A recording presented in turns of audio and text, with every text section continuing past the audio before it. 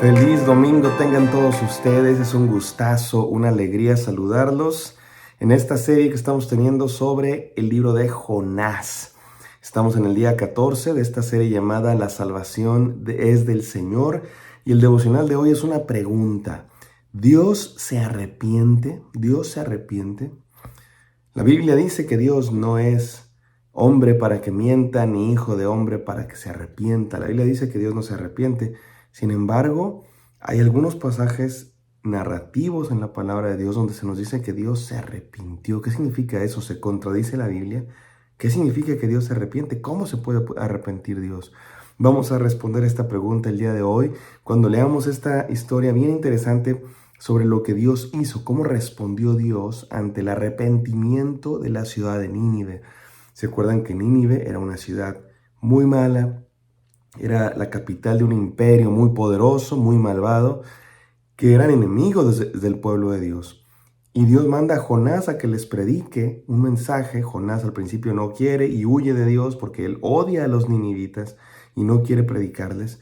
Huye de Dios y se va en un barco, pero en el barco se acuerdan que hay una tormenta enorme y los marineros tratan de salvar la vida, pero descubren que es Jonás el culpable de que haya toda esa tormenta y con todo el dolor de su corazón, por petición de Jonás, lo avientan al mar. Jonás se quería morir, pero Dios manda un pez. Dios tiene preparado un pez que rescata a Jonás y en el vientre del pez Jonás ora a Dios, se arrepiente y le da gracias por su salvación. Y comienza a entender Jonás, comienza a ver un cambio en su corazón, todavía no por completo, vamos a ver. Pero el pez vomita después de 3 días a Jonás en tierra firme y Jonás ahora sí obedece a Dios y va a la ciudad de Nínive y predica el mensaje más corto en la historia de la humanidad. 7 palabras. Dentro de 40 días Nínive será arrasada, destruida. Y sorpresa para todos, la ciudad de Nínive se arrepiente, empezando por el rey y todos, hombres, mujeres, niños y hasta las bestias, muestran señales de arrepentimiento con silicio, con ceniza y son encomiados a que son ordenados a que se arrepientan y que se vuelvan de sus malos caminos. Y es entonces cuando vemos esta asombrosa respuesta de Dios, versículo 10 de Jonás 3. No sin antes orar. Señor, háblanos en este día, te lo pedimos en Cristo Jesús. Amén. Dice Jonás 3:10, un solo versículo vamos a estudiar hoy. Y vio Dios sus acciones, que se habían apartado de su mal camino. Entonces, y aquí viene la frase sorprendente de nuestro estudio, se arrepintió Dios del mal que había dicho que les haría y no lo hizo. ¿Cómo? ¿Cómo? ¿Se arrepintió Dios? ¿Qué no dice la Biblia que Dios no se arrepiente? ¿Qué significa esto? ¿Se contradice? ¿De qué está hablando? Vamos a responder esta pregunta, mis queridos hermanos. No es tan difícil, la verdad es que no es tan difícil responder esta pregunta. Tenemos que entender que en la Biblia, tanto en la Biblia como en cualquier otro uso del lenguaje que utilizamos los seres humanos para comunicarnos, las palabras no siempre significan exactamente lo mismo. La misma palabra no significa exactamente lo mismo. Depende del contexto, depende de la connotación, depende el significado del que lo está diciendo y el significado que entienden los que lo están escuchando. Y tenemos que entenderlo así. Y es obvio, todos ustedes y yo lo sabemos. La misma palabra no siempre significa lo mismo. Por ejemplo, la famosísima palabra que utilizamos los hispanos, ahorita. ¿Qué significa ahorita? Ahorita puede significar en este mismo momento o puede significar dentro de 10 años o puede significar nunca. Y todos sabemos que, ahora este es un ejemplo exagerado, pero sabemos que hay palabras. Hay palabras que en un país significan una cosa, en otro país significan otra, en un contexto significan una cosa, en otro contexto significan una cosa, pero no solo eso. Ahora, entonces, la palabra arrepentirse puede tener diferentes significados. Cuando utilizamos la palabra arrepentirnos, sobre todo en el sentido de el creyente que se arrepiente de sus pecados, tiene que ver con lo que hablábamos ayer, un cambio de dirección, una vuelta, para ya no seguir nuestros caminos de pecado y caminar ahora hacia Dios, que tiene que ver con reconocer con nuestra mente, rechazar con nuestro corazón y caminar con nuestros pies en otra dirección. Ese es el arrepentimiento, que es el primer paso que Dios nos permite tener cuando somos salvos, cuando creemos en Cristo Jesús, es el arrepentimiento de salvación, podríamos decir así. Pero también hay otras maneras de hablar de arrepentimiento, ¿verdad? Podemos hablar de arrepentimiento de alguien que iba a ir por las tortillas y se arrepintió y ya no fue por las tortillas porque salió y vio que estaba lloviendo. Y en ese caso no estamos hablando de un arrepentimiento de salvación, simplemente estamos hablando de un arrepentimiento de una decisión que tomó alguien de no ir por las tortillas porque no se quiere mojar, porque está lloviendo. Y de esa manera, cuando hablamos de Dios, en este caso es obvio que no nos referimos a que Dios se está arrepintiendo de sus pecados, pues porque Dios no tiene pecados de los cuales arrepentirse, Él es Dios. Pero tampoco podríamos decir que Dios se arrepintió en el sentido de una decisión que iba a tomar y de pronto vio que estaba lloviendo, ya no lo voy a hacer, porque Dios lo sabe todo.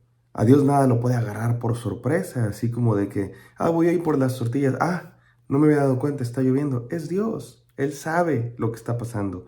Él no se puede arrepentir en ese sentido. Entonces, ¿en qué sentido se arrepiente Dios? Bueno, primero que nada tengo que decir lo siguiente. El lenguaje en la Biblia, en muchas partes, sobre todo cuando habla de Dios, tiene que ser metafórico, tiene que ser poético, porque miren, ¿cómo vamos a poder describir al Dios infinito, al Dios trascendente, al Dios eterno, omnipotente, omnisciente, omnipresente, con nuestro lenguaje humano, con nuestro lenguaje limitado, con nuestra mente limitada? No podemos entender con nuestra mente por completo, no podemos entender a Dios. Sí podemos conocerlo hasta donde nos da nuestras posibilidades, gracias a que Él se da a conocer. Pero no podemos explicarlo, no puedes explicar a Dios. Si pudiéramos explicar a Dios, entonces no sería Dios. Dios, por supuesto, que trasciende, está más allá de lo que podemos explicar. Por eso, en la Biblia, cuando hablamos de Dios, muy a menudo se tiene que usar lenguaje metafórico, poético, porque no podemos describir a Dios a la perfección, con precisión, porque es Dios. Y muy a menudo en la Biblia hay metáforas, y una de ellas, voy a decir una palabra de esas rimbombantes teológicas, se llaman antropomorfismos. ¿Qué son los antropomorfismos? Es cuando le damos a Dios forma humana para poder describirlo de alguna manera. Como cuando decimos que Dios tiene manos, estamos en las manos de Dios. Dios no necesariamente tiene manos. ¿Cómo son las manos de Dios? ¿Cuánto miden? ¿Cuántos dedos tiene? No, la Biblia dice que Dios es espíritu y que Dios es invisible.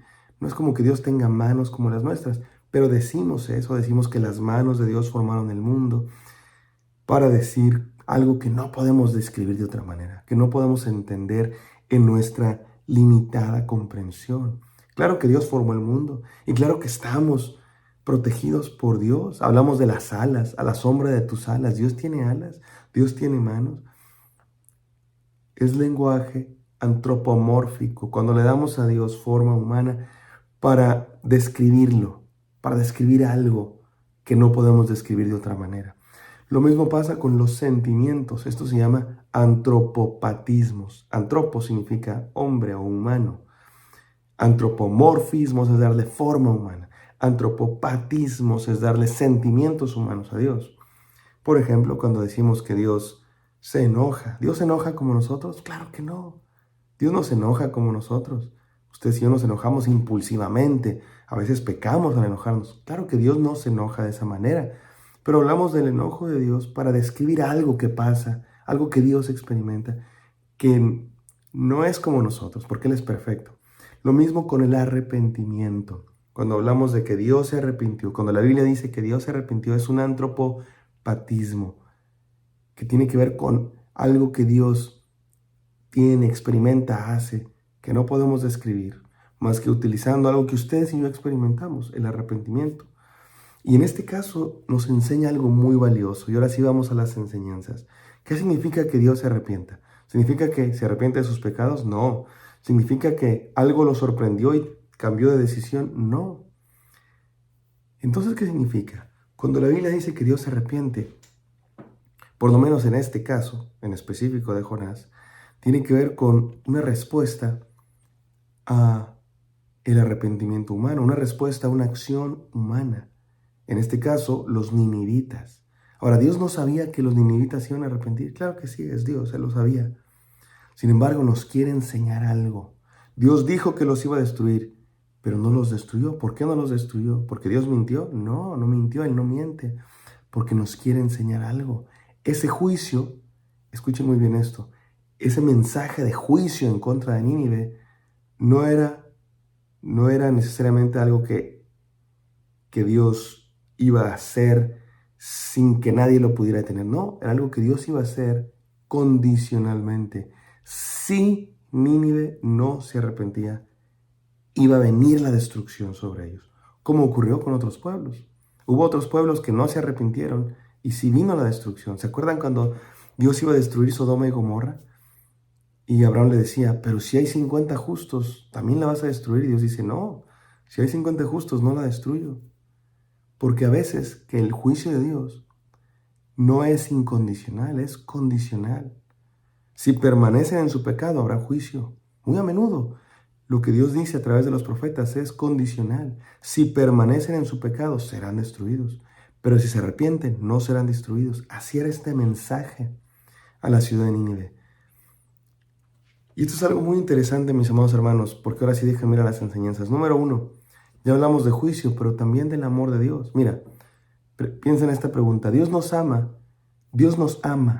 condicionalmente o incondicionalmente? ¿Tú qué piensas? ¿Dios te ama condicionalmente o incondicionalmente? Esta es mi respuesta. Dios nos ama incondicionalmente. Hagas lo que hagas, Dios te ama. Pero experimentar el amor de Dios por completo es condicional. No todos experimentan el amor de Dios por completo, la salvación, la vida eterna, no. Solo aquellos que lo aceptan. Todos experimentan el amor de Dios de alguna manera, la vida, el sol, pero no todos lo experimentan por completo a través de la muestra de amor más grande que es Cristo Jesús y la salvación. Número 2, Dios nos ha dado libertad para creer en Él o para rechazarlo.